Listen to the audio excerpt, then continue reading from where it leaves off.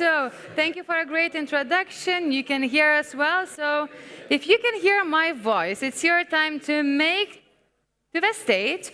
We've just covered the European market and what's happening with innovation in Europe. And right now, I think what we're going to do with this conversation with two great professionals, we're going to put ourselves into the Asian market. Before we begin and before we introduce each other, I can see people are still here gathering. I would like maybe to ask a question. How many of you are already operating in the Asian market? Can you raise maybe so we understand who is okay? A bit, 50-50, I can see two hands. How many of you are willing to expand, to scale to the Asian market? Okay, we have one hand. So, am I setting the intention right for this session that we're going to dive into what's happening in the Asian ecosystem and how can we scale from European angle? Is that all right? Yeah? All right, I'll take it as a yes. I can see the enthusiasm in the eyes. If you feel like we need to redirect ourselves, you let us know. But all right, Valerie, Fernando, what if we start with a quick introduction? What brings us here today at South Summit? So thank you, everybody, for joining our panel. And let me introduce what I do very briefly. So I'm Spanish, obviously. I can hide my accent after I don't know how many years speaking English. And I spent most of my career in Asia, in China specifically, working first for a big Spanish multinational there. And then for the last 7 years, I've been working for the Hong Kong government, for the investment promotion agency of the Hong Kong government. It's called Invest in Hong Kong. So basically what we do is we help companies to expand into Hong Kong, to set up there. And we come every year to South Summit, and our main target is to engage with the local ecosystem and to find those companies that may have an interest in Asia and help them to be successful there and to grow their business in Asia. Thank you. Very great introduction, Valerie. So I'm born in South Korea, and thank you everyone first for being here. Sorry. So I'm born in South Korea, and I grew up in France. I'm also British. I traveled all around the world, and last year my husband and I decided to move back to Korea, where I'm currently in the process of getting my citizenship. So it's a rediscovery, and I'm also representing the Women Tech for APAC. So that's how I connected with South Summit. I did a talk for South Summit in Korea last year, and I was re-invited to come here to give a masterclass and to share stage with Fernando and Zivile today. Wonderful. Thank you very much. So as you can hear, we're going to dive into the Hong Kong. We're going to dive into also Korea, what's happening in Seoul and around the cities. So maybe we can kick off with the information kind of situation setting. So why Hong Kong? Why Seoul are so hot right now in the Asian map? And what's unique about the ecosystems and why companies are actually, we can see the interest increasing to go to those markets? So in the case of Hong Kong, well, it's a pretty special place, and I could talk here for 1 hour about the different advantages. They pay me, okay, to do so.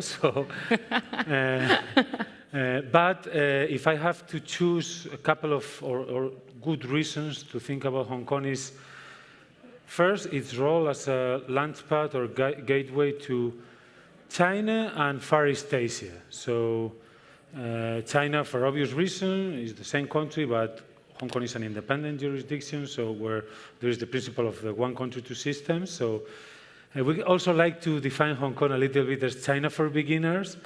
So also it's a very smooth way to start or to test the water and to understand whether there is a market for you in China. And then also, not only for China, but when I mean Far East Asia is because of the geographical position of Hong Kong. It makes it easier for a company to have, for example, a commercial team and then try to find distributors or partners in Japan, South Korea, Taiwan, Southeast Asia. So in that sense, also Hong Kong is an attractive market itself. It's 7.5 million people, but that role as a connector, I think, is what makes it the perfect place to start in Asia. Yeah. Thank you. What about Seoul? So technically, the sun rises in Korea first.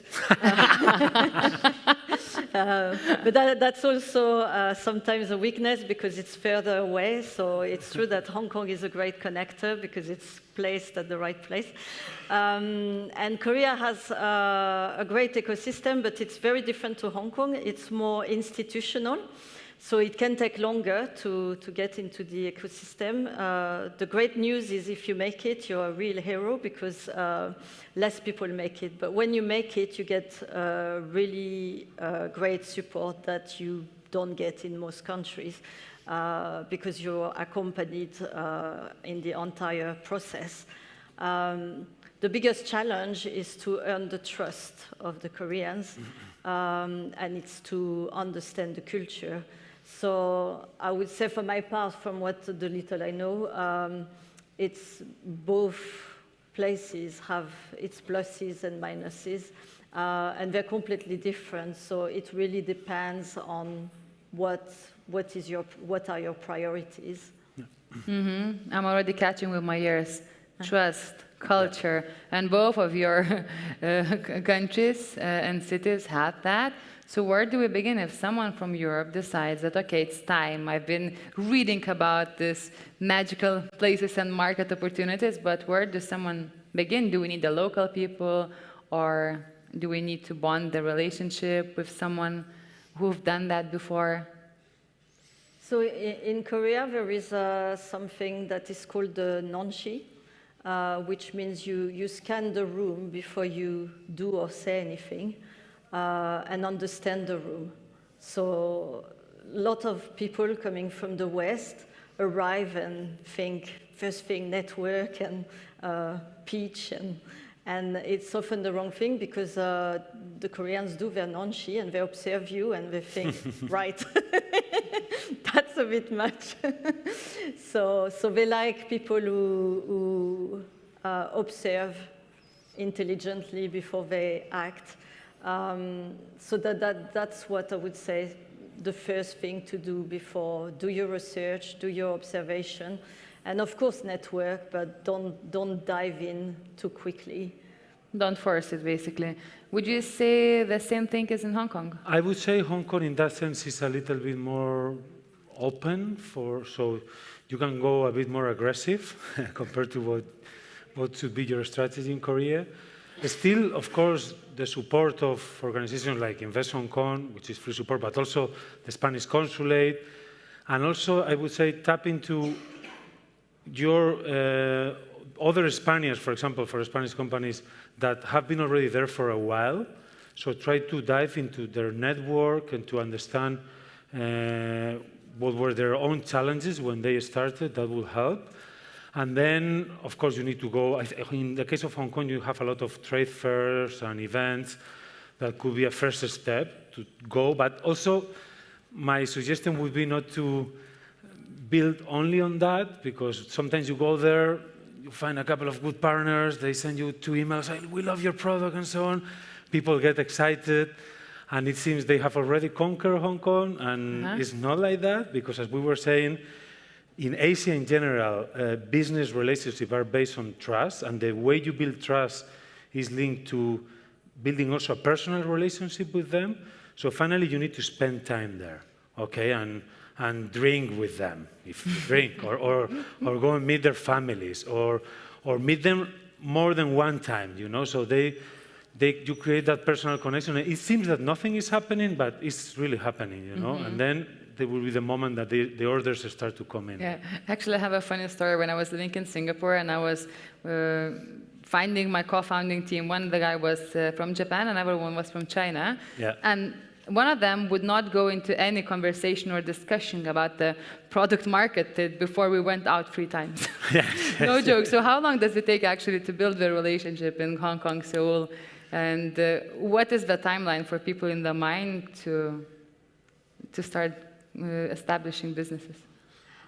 I think it depends on what you want to achieve, which area, and the kind of people you need to approach. I mean, I could tell a story actually about Spain without even going as far as Asia. When I did live in south of Spain for a little while, and when I arrived, I was in my mid-20s, and Spain was known for the nightlife and party, and that's what I wanted to do, make friends.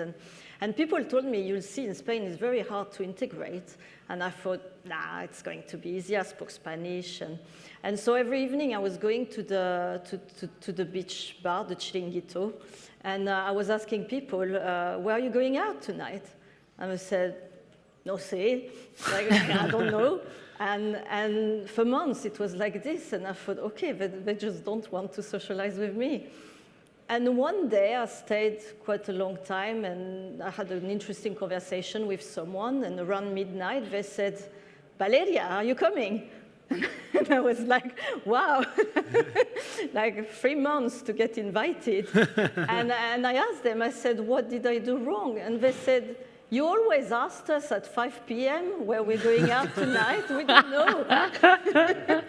So my point is, it's not just in Asia. Sometimes we just miss the point because we don't spend the time enough to observe how things work. And we don't ask questions. Like, I never asked them, why don't you invite me? I just judged straight away. They don't like me. And that's often the mistake, and I see the same thing in Korea, for example. It happened to me as well. Like, there is something, sometimes you're with someone and you have that great conversation, then suddenly they ghost you to go and speak to someone else, and you think, what have I done? And it's not that you've done anything, it's just that they prioritize business. If they have a business meeting that's coming, suddenly they switch off, and it's not because you don't matter, it's because there is this structure. So there's various codes that are normal for one culture, but it's not especially normal for you. But it doesn't mean that they think like you and they judge like you. It's just a completely different way of prioritizing. And I'm sure you have stories as well like this. In the case of Hong Kong, I would say, again, it's a bit faster. I wouldn't give a time frame as such, because it depends on the sector, of course.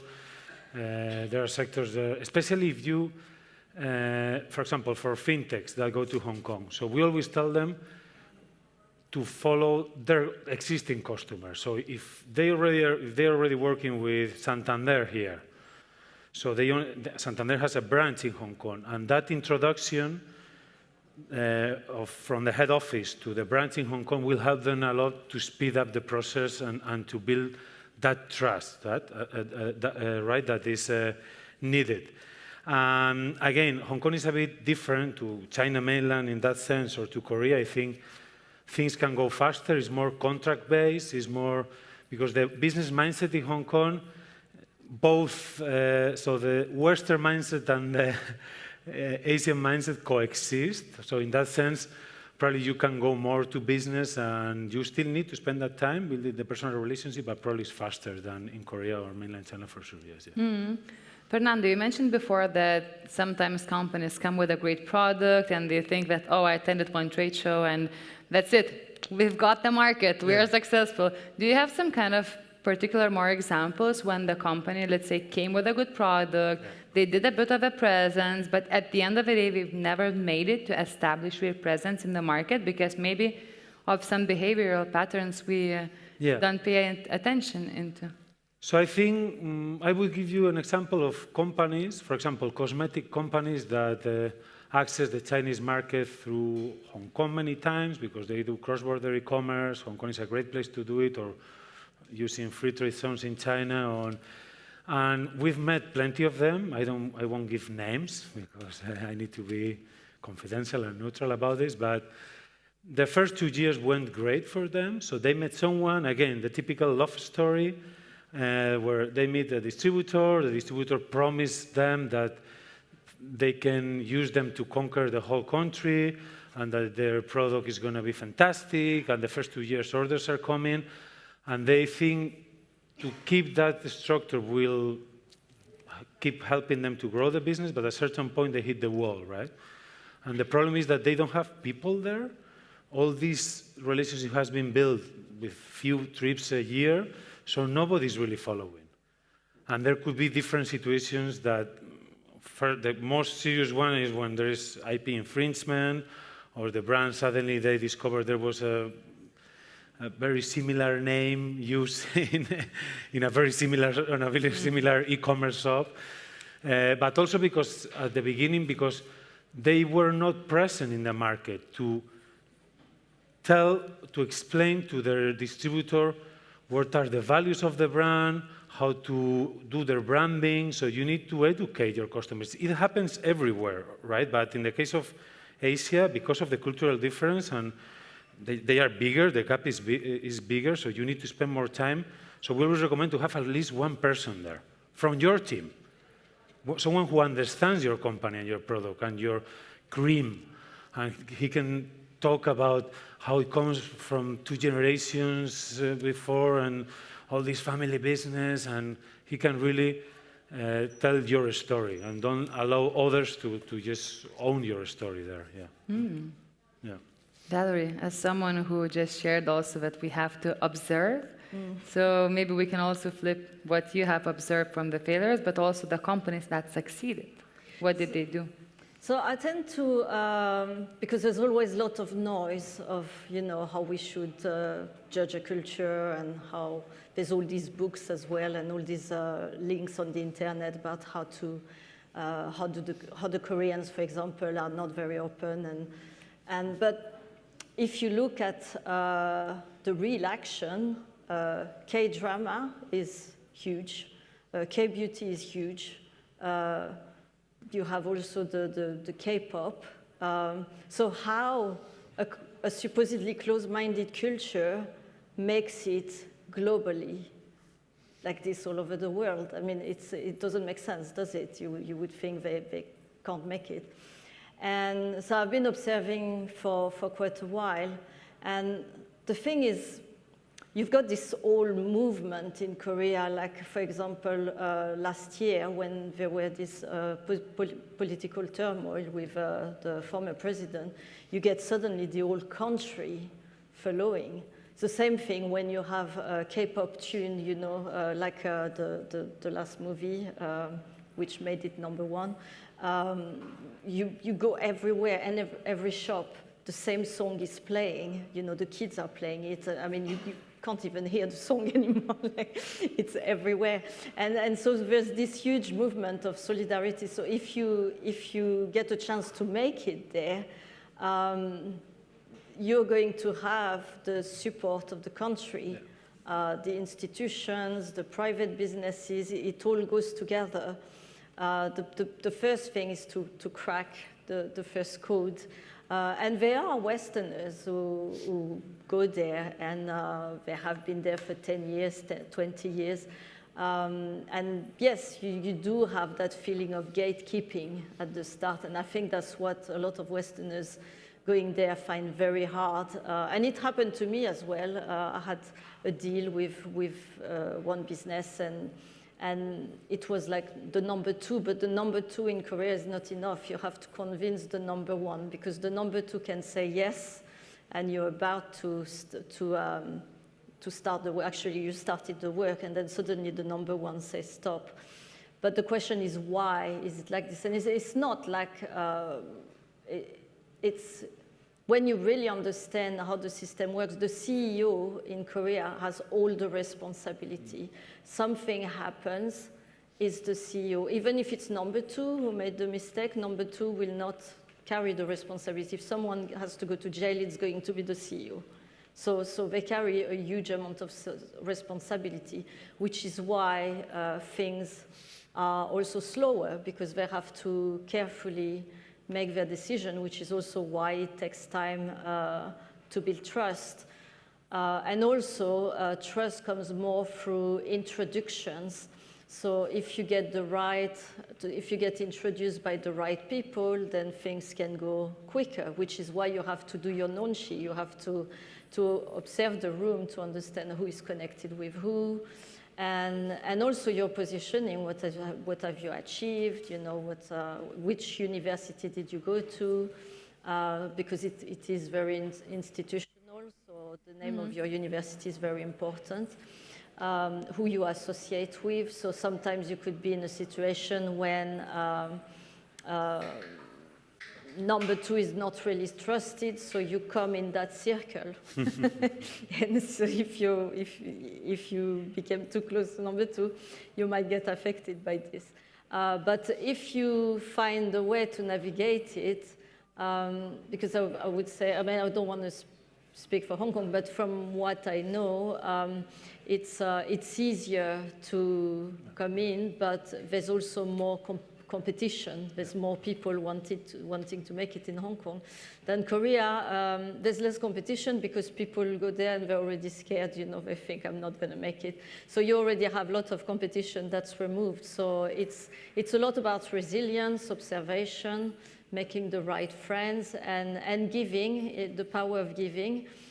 Gift giving is very important, but you have to major because sometimes gift giving can be a burden for people. So sometimes you give a gift and they will give you a gift back straight away because they don't want to owe you too much.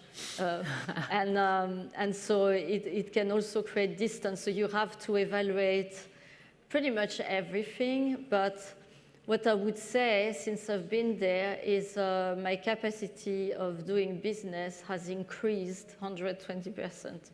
Because it's challenging, but you learn so much that it's a really great testing ground. Mm-hmm. Fernando, would you be that helper to go through the gatekeepers when people come to Hong Kong? Well, in Hong Kong, as Valerie was saying, there is no gatekeeper, so it's a very free, open economy, so everybody can go, you can set up a company from distance, there is no requirements about, there's no VAT, no import tax, so it's one of the most, well, in the rankings, we are the #1 most open economy, but the difficulty comes from the fact that everybody is there. So the competition is fierce, so in any fashion, for example, so everybody will be there, they will be fighting for space. Space is a thing in Hong Kong, okay? It's the most expensive real estate market in the world, even more expensive than Madrid. That can happen. And then every shop, so every inch counts, okay? And it's quite expensive. The landlords are also a bit greedy. So then you need to really find the right spot where to put. But that happens to all the brands, even the big brands, the Inditexes of this world. But still, again, and I link it to my previous comments, if you have a story to tell, also the Hong Kongese potential customers, they appreciate a good news story.